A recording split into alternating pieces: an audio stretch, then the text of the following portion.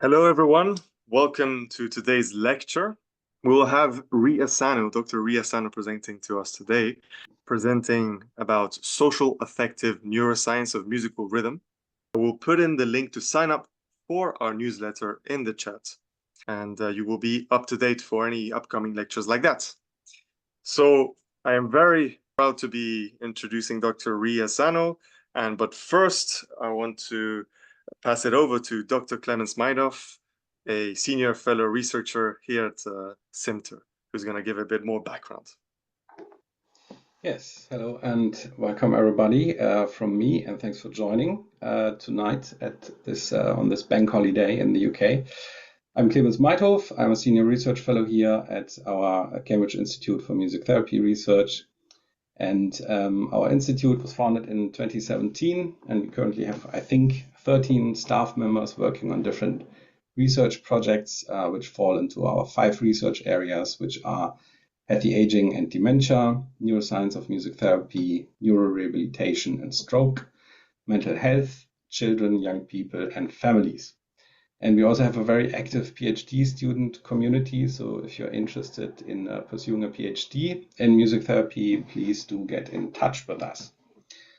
And tonight it is my pleasure to welcome and introduce my former colleague and co-author, Dr. Rie Asano, who is currently with the Max Planck Institute for Empirical Aesthetics in Frankfurt, Germany, and also with the Advanced Comprehensive Research Organization at Teikyo University, Japan. And Rie earned a bachelor degree in foreign study and linguistics in Japan, and then completed a master's degree in musicology, German linguistics, and phonetics at the University of Cologne in Germany. And there is also where she did her PhD, which was about principled explanations in comparative biomusicology. And for that, she introduced a comparative framework investigating the relationship between language and music from cognitive science and biological perspectives. And Rie has many research interests, for example, syntax in language, music, and action, or the relationship between linguistic, syntactic processing and musical rhythm. And tonight she will give a presentation about one of our more recent, I'd say, research interests, which are the social affective neuroscience of musical rhythm, to which I'm very much looking forward to. So without further ado, my pleasure to hand over to you, Rie. Thank you very much. Then I will share my screen. This one. Okay, can you see the presentation? Yeah, great. Okay, thank you very much for inviting me to this lecture series. Today I will give you an overview of the social affective neuroscience of musical rhythm. Usually I'm actually language and music person, but today, as Clemens said right now, I will talk about my relatively new interest in the research. So social affective neuroscience of musical rhythm. I hope you find some aspects which are interesting for music therapy research and praxis. This is the outline of my talk. In today's talk, I will first introduce music theoretical research on hierarchical and social component of musical rhythm. Then I will give a quick overview of the methods relevant for the social affective neuroscience of musical rhythm and introduce the framework. Finally, I will discuss the big picture behind the social affective neuroscience of musical rhythm concerning computational mind and phenomenological mind.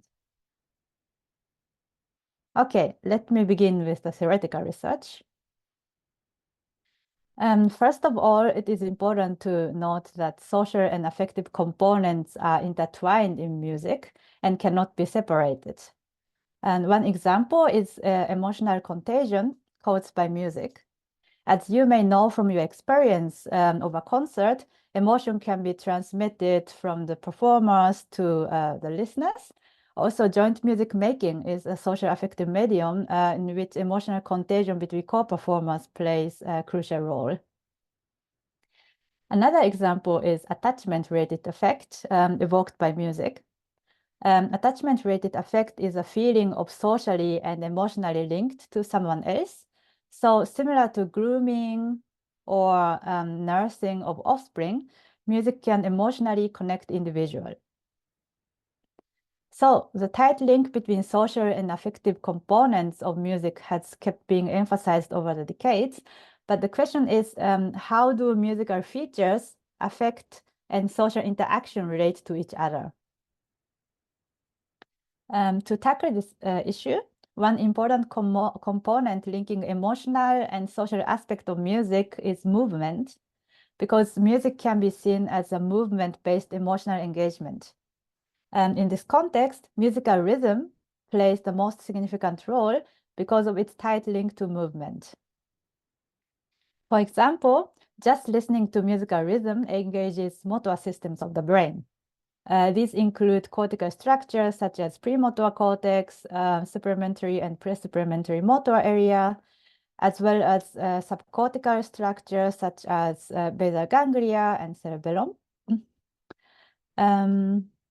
Musical rhythm also induces groove, which is a pleasurable drive toward body movement.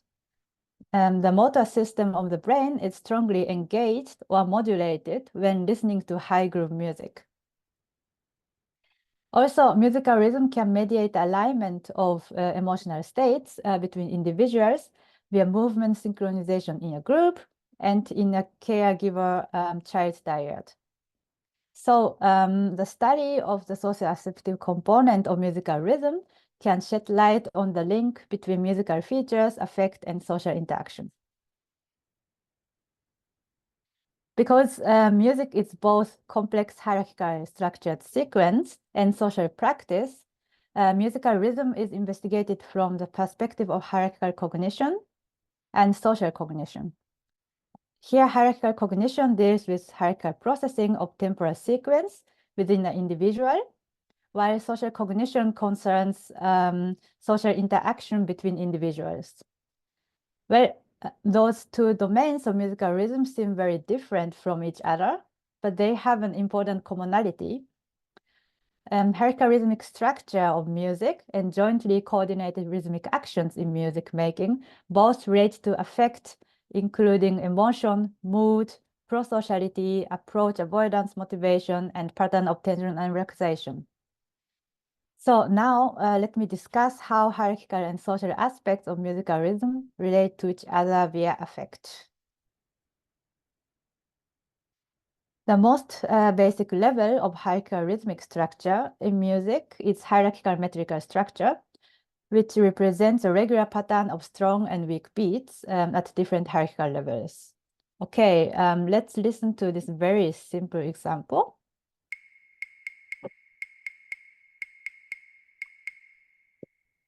Okay, those dots you can see here represent the metrical structure of this simple rhythmic sequence.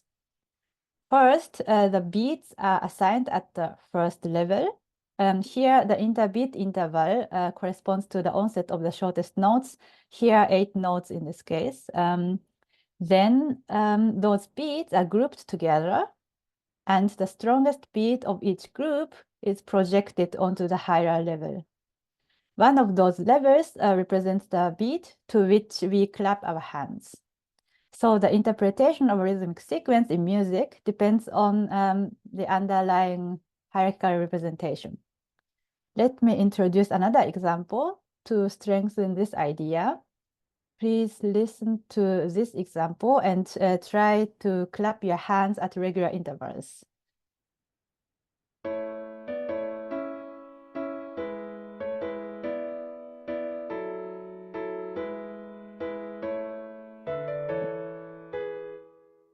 I hope you did it.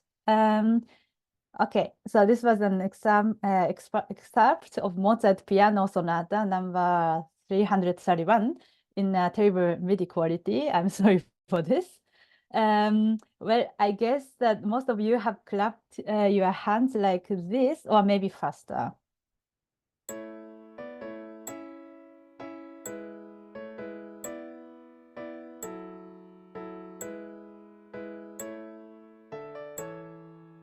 Okay, I took a slower one, but maybe you had double tempo.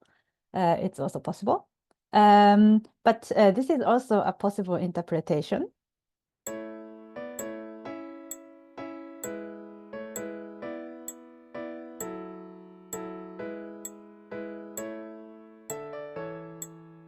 I don't know if some of you had this interpretation.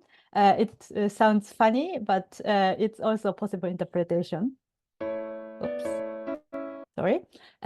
Those two interpretations are based on two different hierarchical structures, as you can see here. So the same rhythmic sequence can be interpreted differently according to the underlying hierarchical structures. And those two interpretations are based on the same musical sequence, but they feel very differently, right?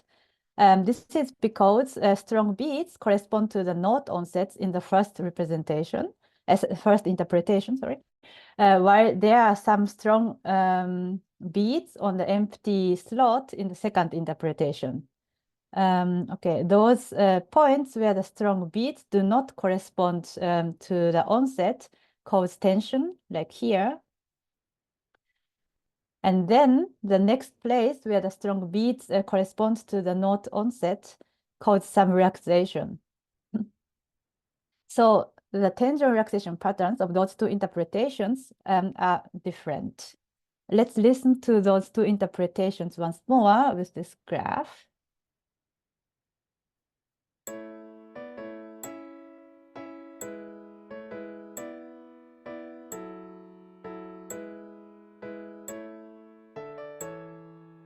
So all clicks corresponded to note onsets.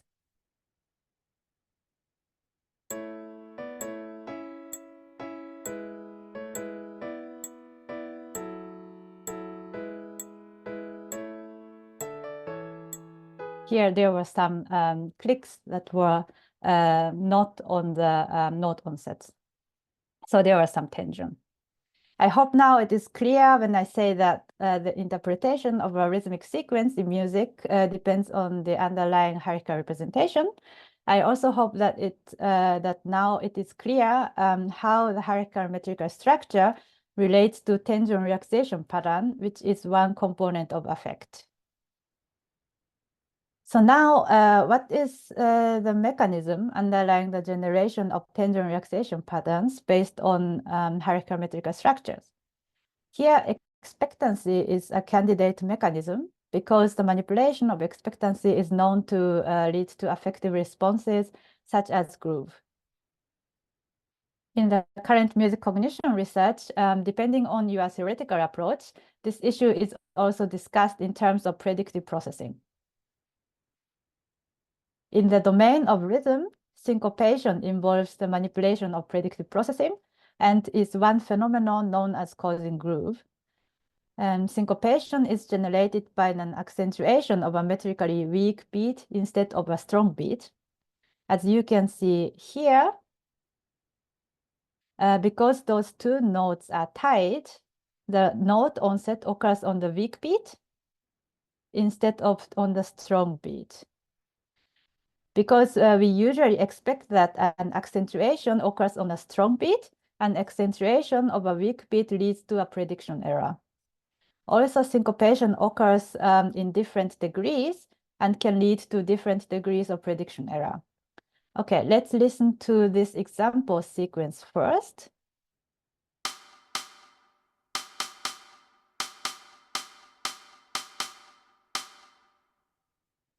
The degrees of syncopation are determined by the syncopation index based on hierarchical metrical structure.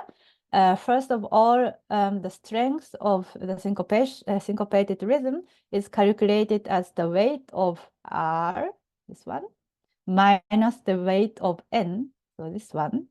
So the syncopation index of the rhythm A is 3 minus 2 equal 1. And the syncopation index of the rhythm C is 3 minus 1 equal 2. This means that the rhythm A is less syncopated than the rhythm C. Let's listen to this example once again.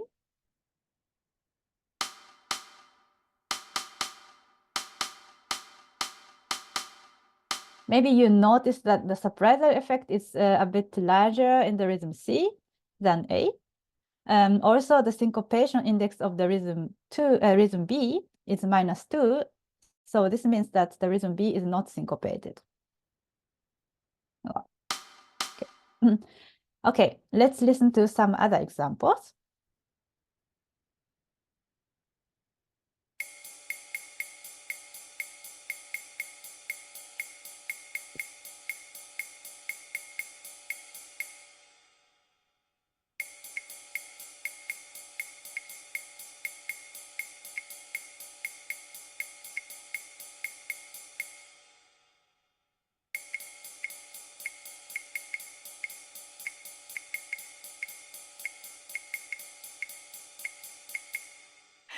I hope you notice that the rhythm gets more and more unexpected. This is because the syncopation index of the rhythm increased. And several studies show that there is an inverted U-shaped relationship between different degrees of syncopation and positive affective measures such as groove. Middle degrees of syncopation were most associated with positive affect, while the lowest and highest extremes of syncopation degree show the lowest rating of positive affect. Middle degree of syncopation are also associated with the brain networks linked to beat perception and entrainment, reward, as well as prediction. So maybe you wanted to move to the rhythms in the middle of the examples. I saw some of you did. More than to the rhythms at the beginning of or the end. Okay. So far, research on groove mainly focused on the relationship between musical structure and affective responses within an individual. But groove also had social components. For example, groove generated by syncopation affords active participation because it invites you to fill in the prediction gap through your own body movements. So this is the movement that you wanted to do during listening to this middle syncopation rhythm. So this is why you, this is also why you'd like to moving along groovy music. Okay. Okay, so far we saw how hierarchical structure of rhythm can relate to affect and possibly link to social interaction via groove. Now let me quickly introduce how social aspect of rhythm can relate to affect and possibly to hierarchical aspect. Here, entrainment is a central mechanism. Entrainment is the process by which independent rhythmical systems interact with each other and can be observed in several biological, physical, and social contexts. In the context of physics, an example of entrainment is this.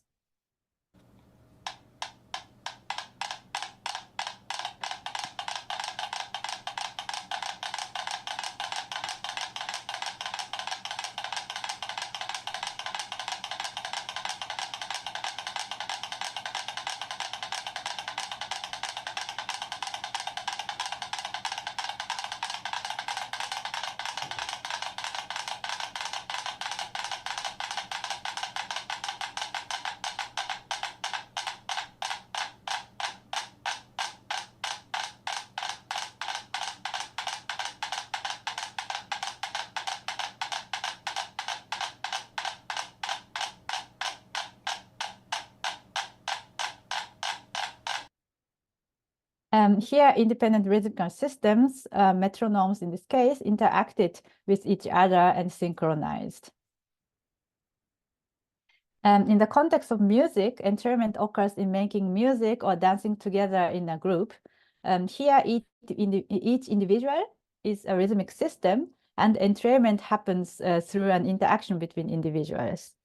This kind of entrainment is called social entrainment. Several experimental studies shows that being in synchrony with a group induces positive affect.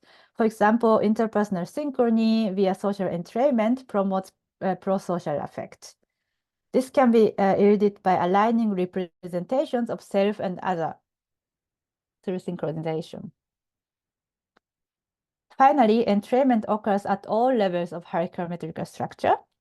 Taking the Mozart piano sonata example, if you have clapped your hand faster than my example was, then you have entrained to the lower level of hierarchical metrical structure. So entrainment is a potential mechanism that links social and hierarchical component of musical rhythm.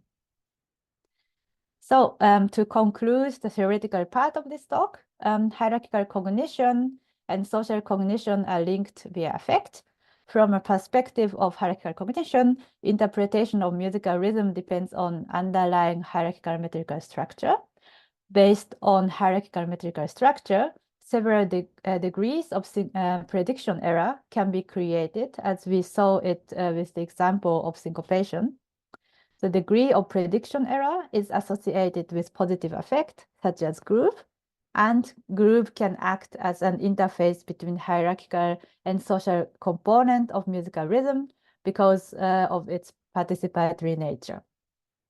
From a perspective of social cognition, entrainment is a central mechanism for inter-individual rhythmic interaction. Entrainment is also associated with positive affect, and entrainment can act as an interface between social and hierarchical component because it can happen at all levels of hierarchical metrical structure. So now let me continue with experimental research on rhythmic social interaction, which continues making remarkable progress. Here I will give you an overview of methods and current discussions. One method which plays a central role for social neuroscience research is hyperscanning. The hyperscanning technique allows researchers to measure activity of multiple brains simultaneously, as you can see here. With this technique, for example, it is possible to study synchrony of brain activities within and between interacting individuals. Hyperscanning is also used in social neuroscience of music to study interpersonal synchrony and coordination. But experimental research on rhythmic social interaction often goes separate ways from emotion research. So approaches underlying both aspects in an experimental paradigms are very rare. But good news is that there is already some effort to investigate affective component in social interaction. Of course, we need significantly more, but at least there is some effort. Example includes research on romantic kissing, interpersonal touch, music therapeutic interaction, musical ensemble performance, and music listening of concert audience. Those studies show that there is a higher degree of synchrony in the brain rhythms of two or more people during socio-affective setting. In addition to the development of hyperscanning paradigms, it is important to integrate different brain-body imaging and behavioral methods to study musical rhythm and affect. By integrating the measures of the brain and the body, we can investigate the brain as one part of the body, generating behaviors situated in the environment and interacting with others. Also, the combination of neural, physiological, and behavioral measures is important to capture multiple dimensionalities and dynamics of affective responses during rhythmic social interaction in their full complexity. Examples of different body imaging and behavioral methods are physiological measures such as heart rate, computational emotion recognition using facial cues, computational analysis of emotion expression based on body posture and gesture, and continuous measurement of self-reported emotion. Especially mobile brain imaging, called MOBI, plays a central role for the progress of empirical research in the social affective neuroscience of musical rhythm. In contrast to the conventional imaging technologies, MOBI technologies allow participants to move freely. So they provide new insights into the brain dynamics in actively behaving and acting agents. Here you can see an example of a traditional laboratory setting As you can see, the participant is tied to devices with a number of cables, and they cannot freely move. Here, on the other hand, you can see a MOBI setting. As you can see here, the participants carry devices, but they are small and portable so that the participants can freely move. When you see those two pictures, maybe you could imagine that experimental setting could affect participants' emotional states. So I think that research on affective component in rhythmic social interaction could profit from the recent technical progress in developing compact, lightweight, wireless, and easy-to-wear systems, which facilitate research in ecologically valid settings. Ecological validity is a now frequently discussed topic and is often associated with naturalistic stimuli and responses, as well as generalizability of the results to different contexts and groups of people. Now let me elaborate on the discussion about ecological validity, because this is a central challenge for social affective neuroscience of musical rhythm. Real-life approach and ecological validity are central to social affective neuroscience of music, because social emotional component of cognition cannot be isolated from the real-life context. As you may know from your experience, listening music alone with friends or in a concert make a large difference. So we need to develop experimental setting for studying affective component of musical rhythm in naturalistic social interaction. Especially because emotional experiences and social behaviors are dynamic, context embedded, tightly linked to actions, and based on multimodal cues, the traditional static and controlled experimental paradigms without interpersonal interaction face a serious limitation. First, classical laboratory setting often limits the participants in their ability to act and interact with the environment. So it suppresses participants' sense of agency and embodiment. Second, it mostly does not include contextual cues associated with specific situations, so that the richness of the real-life experiences is not considered. We cannot ignore those limitations, because recently there is evidence showing that social and emotional processes differ in experiments with and without real-life context or active social affective engagement. But I also would like to add a note of caution to this discussion. Although there is a constantly increasing number of real-world experimental paradigms claiming more naturalistic and ecologically more valid experimental settings, naturalistic or ecologically valid are not clearly defined. So the interpretation of those terms is based on non-objective judgments and does not specify what perceptual inputs, behaviors, and environmental contexts are considered as real-life phenomena. For example, an experimental paradigm using excerpts from the existing piece of music is sometimes regarded as more naturalistic or ecologically valid. Of course, this is true in terms of the stimuli in comparison with the previously used artificially created simple and abstract stimuli, but those experiments are still conducted in a laboratory setting, often with some movement restriction, which is far from real-life music listening situations. The use of more naturalistic, ecologically valid stimuli is a necessary step toward and a reasonable approximation to the real-life approach, but it is not sufficient. Also, the real-life approach is rather complementary to the classical paradigms in laboratory settings. So the real-life approach does not fully replace the classical laboratory approach. This means that we need a framework integrating the classical laboratory and real-life approach. And one such framework integrating the classical laboratory and real-life research was suggested by Matush and colleagues in 2019. This is a three-stage cycle framework and integrates classical laboratory research, naturalistic laboratory research, and fully naturalistic real-life research. And those three strategies build a cycle of complementary and interrelated research strategies informing each other.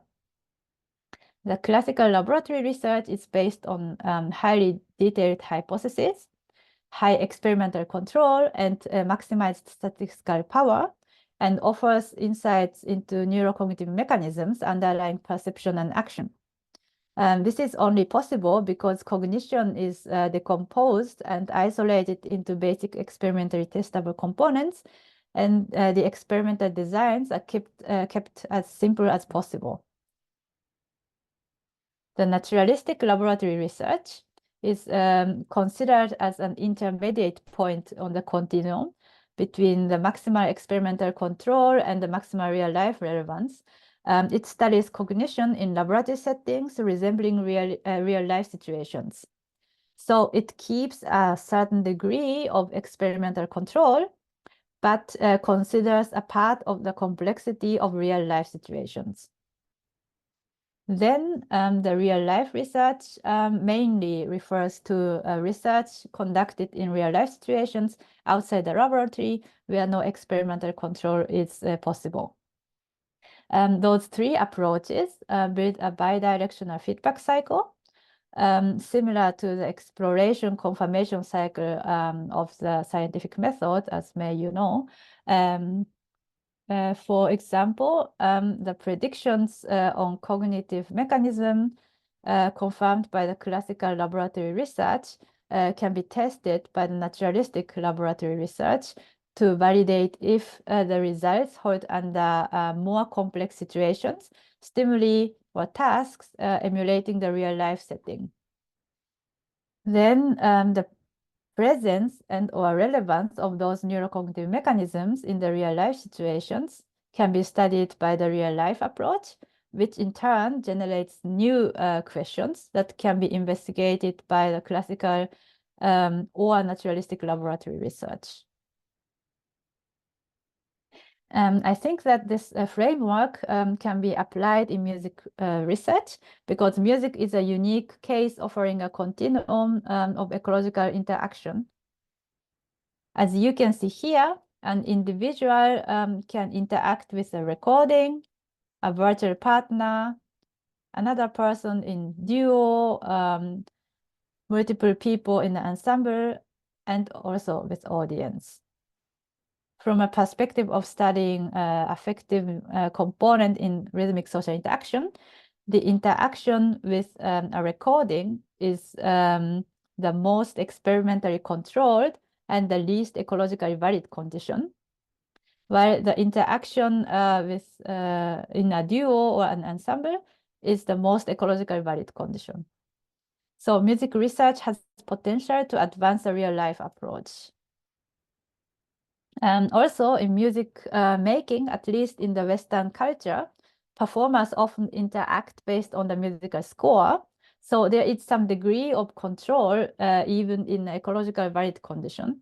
This makes it possible to predict performers' affective responses in ecologically valid rhythmic social interaction. As we saw in the theoretical session, music theory predicts affective responses based on the expectancy violations. So jointly performing musical phrase containing expectancy violations, such as syncopation, could be associated with shared affective experience that can be potentially captured by experimental methods. Moreover, music provides an opportunity to study affect in real-life dynamic interactive settings. For example, musical improvisation in a duo or an ensemble is a promising domain of investigation because it requires constant coordination between group members. I think that musical improvisation is also very interesting from a music therapeutic perspective, because improvisation is similar to everyday communicative interactions. And through musical improvisation, patient and therapist can intuitively interact and build a social and affective relationship to each other. Also, there are some hyperscanning studies on interpersonal affective dynamics in the brain during improvisational music therapy session, as Clemens did. So in some, social affective neuroscience of musical rhythm can profit from the combination of the hyperscanning methods, the mobile brain-body imaging, MOBI, the three-stage cycle framework, and also from music theoretical work, which predicts affective responses in ecologically valid rhythmic social interaction.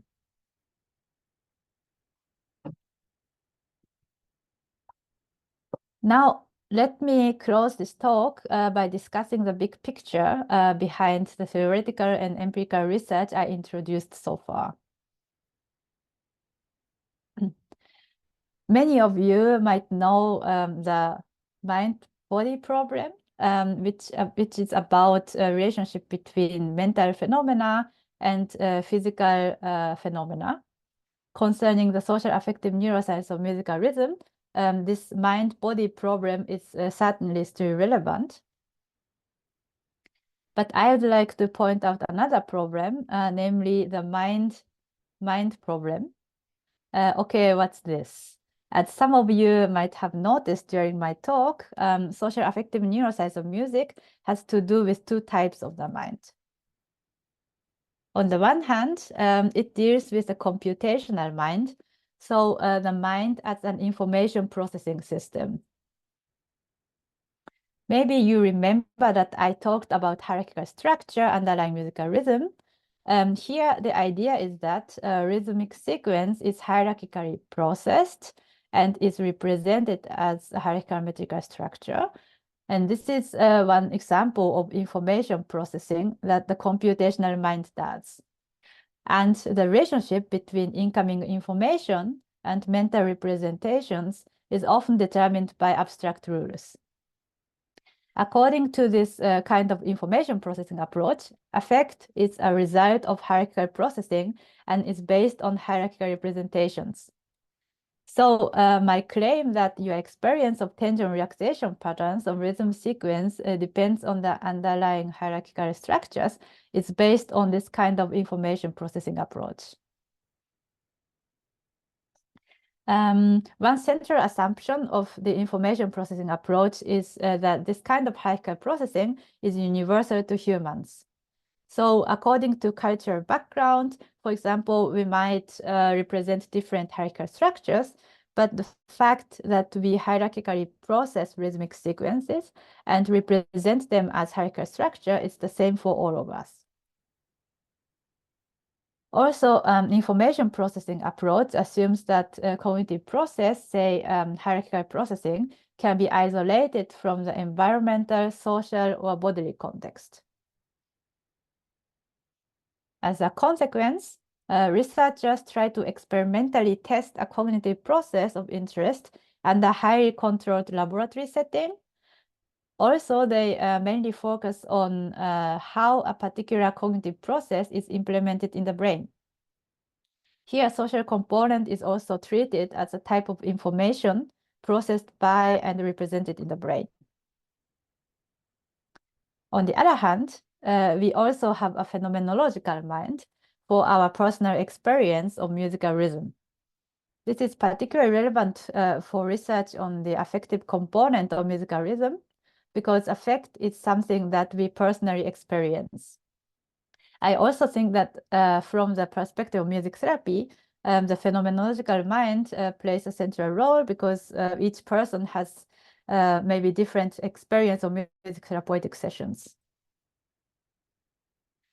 Here, information processing approach faces limitations because to study personal experience, the acting, sensing, and feeling bodies and the environment cannot be ignored. So to study the phenomenological mind, another approach called situated cognition is considered to be better because it puts more emphasis on the role of the body and its dynamic interaction with the environment. Situated cognition assumes that the brain, body, and environment are connected or even intertwined and inseparable. According to this approach, the brain is not a system processing and representing abstract rules or structures. The brain is a predictive system controlling the way the body interacts with the environment, or one part of the acting, sensing, and feeling body coupled with the environment. So a real-life approach is of particular importance for situated cognition because it takes the full complexity of the environment into account. Also, social interaction as a part of the environment is a constituent part of the cognition. So social component is not static, abstract representation in the brain, but a part of dynamically changing environment. At first glance, these approaches seem to be too different to be integrated into a coherent framework, but there are some possible linking hypotheses which can be investigated in the future research. For example, on the one hand, information processing approach examines how expectancy is built and expectancy violation is processed on the basis of abstract rules. On the other hand, there is also approach within situated cognition, which studies how prediction and prediction error are processed on the basis of our sensory motor systems. So of course, it is an important difference if it deals with abstract rules or sensory motor systems, but both approaches consider similar phenomena. I also think that entrainment could act as a potential mechanism linking musical rhythm, affect, and social interaction beyond the borders of different approaches for an information processing approach. Entrainment is a neural mechanism associated with hierarchical structure building. Here, entrainment is understood as phase synchronization or coupling of neural oscillations. For situated cognition, entrainment is a central mechanism for the within and between individual sensory motor and social affective coupling. Here, entrainment can act as a basis for shared emotional experience between individuals because the brain, the body, and the environment can be coupled via entrainment, and the emotional experience can be distributed across multiple people. So in general, I think that the situation is very similar to this drawing from Escher. This is my favorite drawing. As you can see here, from one perspective, for example here, the other perspectives do not make any sense. But at the same time, all those perspectives coexist and are linked to each other. So as this drawing shows, I think that each approach captures cognition from its idiosyncratic perspective, and all approaches contribute to research on the relationship between musical rhythm, affect, and social interaction in a complementary manner. And I think that we can link those perspectives once we integrate music theoretical research, empirical research in the laboratory, and real-life research such as music therapy research. Okay, so this is my end of my talk, and I would like to thank my co-author, Clemens Meithof, Kazuo Okanoya, and Daniela Zamla, who are currently supporting my research, and also my son, now Bastian Römer. He is now 9 months old, who had slept long enough in the past week so that I was able to prepare for this talk, and my husband, who always supports me. Okay, and thank you very much to you, and I'm happy to take any questions and critical comments. And we were thinking about social interactive studies. Do you want to say something about that?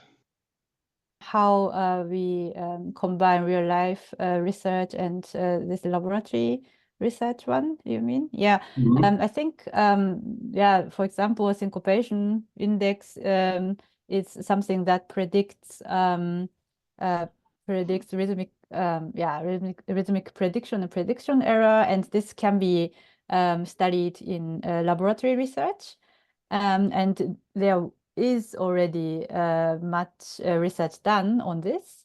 And I think this is something that we can also see in real life research. For example, if you interact, how complex is your interaction with the others, and then you can compare the result with the laboratory research, for example, or maybe in the music therapy, there is also something like expectancy violation, which is manipulated. I don't know if there is such thing. And then we can see, okay, can we take this expectancy violation from music therapy technique? Can we test this part in the laboratory, for example? Maybe this kind of thing, or also entrainment. If people interact each other and there is some synchronization of movement, we know from the laboratory research that this is also this is related to some affective or pro-social effect. And then we can also check this kind of stuff in real life research. And I think music research went in this direction very much with the entrainment and affect. But I think we can also do something with expectancy violation and expectancy because we can connect very well to music theoretical work, and then there is not so much research done in that direction. Yeah. Some of you may know, because Clemens said I'm doing syntax research, and this is a very a perspective from information processing, as I told you, because syntax is something based on abstract rules, right? Maybe you know the name Chomsky, and I'm from this part, and then I got to this discourse and discussion with situated cognition as I was discussing all stuffs with Clemens and also Jörg. And I find it's very important to consider the relationship between entrainment and the body, environment, and the brain, because many people are still doing research on the brain entrainment, or how we entrain to musical stimuli, or how we entrain each other on that level, yes, but not really how we use, or how entrainment can act as a mechanism connecting people, or connecting some experience between people, how it distributes possibly some affective experiences between interacting agents. And I think this is something that we can do, and I think this is very relevant for music therapeutic research, because if I understood it correctly, patients and therapists share some emotional experiences, and there should be some mechanism underlying this shared experience. And I think entrainment could be one that we can study. Yeah. Thank you. Can I ask a question? Syncopation as the metric for synchrony. You've kind of mentioned this, that there's a inverted U-shaped curve for positive affect. Do you think this is the same for entrainment? Okay, so I think entrainment is something that also generates expectancy. So this is why we can synchronize, because we can expect when the other people move, right? And then syncopation is more about expectancy violation, because at the moment where we expect the movement or sound of others, we don't get it. So I think entrainment and expectancy violation are also relate to each other in terms of entrainment as kind of expectancy generating mechanism, and then syncopation relates to expectancy violation. So I think entrainment of course connect people. But the thing is, if it's all the story, then we just clap our hands, you know, in very simple piles, and then we are satisfied, right? But it's not the case. But music is more complex, and if we start interacting in some music improvisation or music interaction, people tend to somehow modulate the rhythm. So not just clapping hand in your pulse.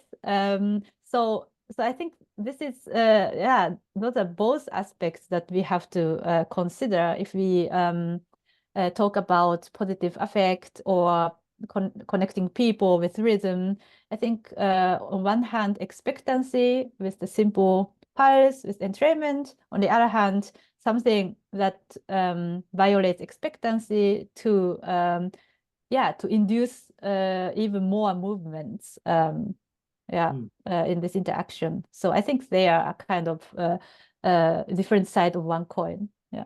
Right. But just to finish on that point, you talked about groove. Do you think if you can maximize groove, you could maximize, I don't know, entrainment? Is that... Yeah, I think so.